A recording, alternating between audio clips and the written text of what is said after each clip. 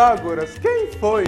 Pitágoras foi um filósofo importante daquele período que a gente designa como pré-socrático. Então ele nasceu na Grécia, numa cidade chamada Samos, mas muito cedo migrou para o sul da Itália, em Crótona. E lá ele criou, digamos assim, uma certa seita, um monte de discípulos que seguiam horários rigorosos e tinha alguns comportamentos bastante excêntricos. A alimentação dos integrantes da seita do Pitágoras era a base de pão de mel e formiga. Eca! É dado a ele o crédito de ter criado o termo filosofia, ou seja, o amigo do saber. Então ele tinha uma grande preocupação e criou uma história interessante sobre as Olimpíadas gregas da época. Ele dizia que havia 3 tipos de espectador. O primeiro era o comerciante, que ia lá para, fazer negócios durante os jogos, os atletas, que iam para competir, e os observadores, que era o público, que ia para filosofar, para teorizar as coisas. Então a filosofia e o conhecimento não pode ter uma função prática, não pode ter uma função comercial. Isso já está em Pitágoras, ou seja, quem observa o mundo, quem teoriza a realidade, tem que ter uma única preocupação, entender as coisas para elevar o conhecimento. Então é dado a ele o crédito de ter oferecido à humanidade esse conceito de consciência, esse conceito de filosofia e de saber, algo desprovido de qualquer interesse mesquinho e particular, mas que enalteça a comunidade. Enquanto boa parte dos filósofos do seu período discutiam qual elemento era o mais importante, o fogo, a terra, o ar, a água, ele dizia que o importante era quantificar isso por números, que era a expressão do universo, e equilibrar todos eles numa razão, digamos assim, humana, numa razão possível ao bom viver, ao bom senso. Então, não era o fogo o elemento vital, a água o elemento vital, mas o equilíbrio entre esses elementos que gerariam o universo, que é a expressão numérica de um ato matemático. Então, a matemática para ele não eram números e contas, mas a própria expressão do mundo.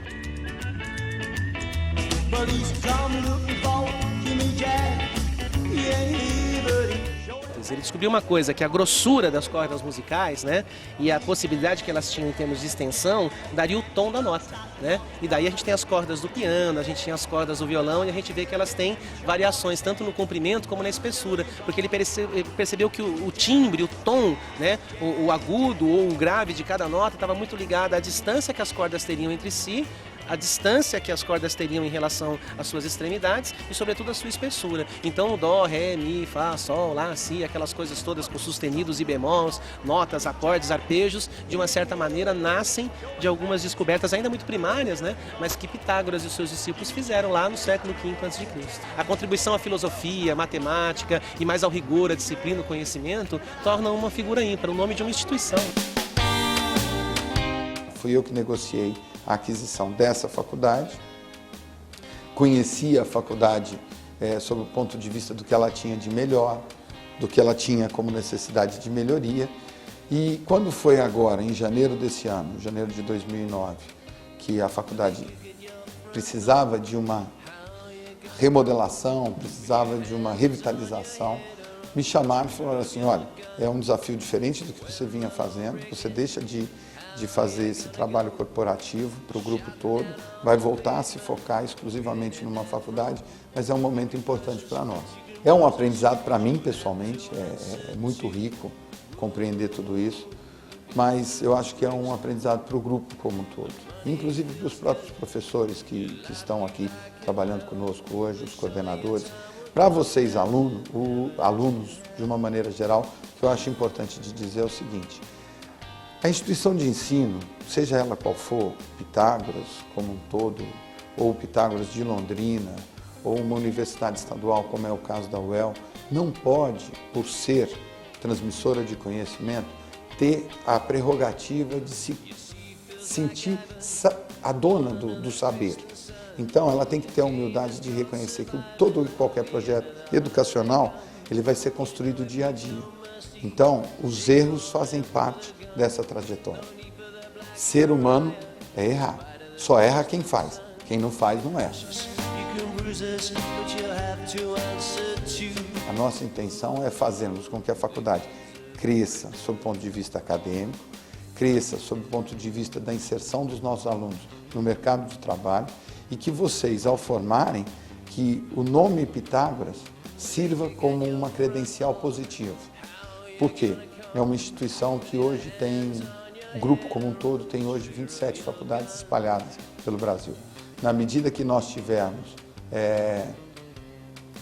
um referencial de qualidade que possa ser reconhecido nacionalmente, nós certamente teremos também uma vantagem, que é, se é do Pitágoras, a gente sabe que eles detêm esses conhecimentos, essas habilidades, essas atitudes que são necessárias para ser um bom profissional.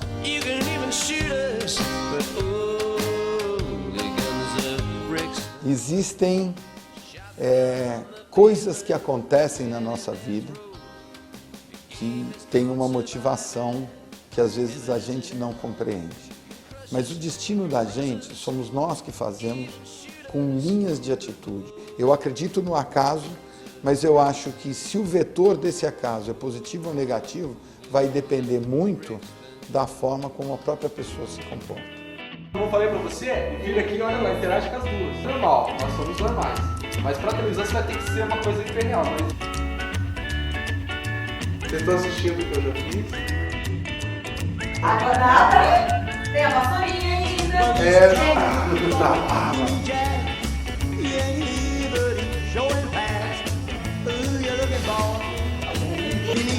Poxa, né? Bom, hein?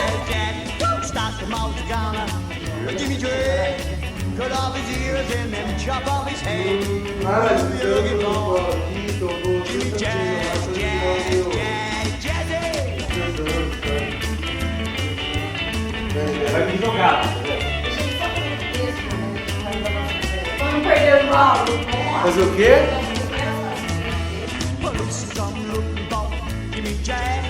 Você está aí?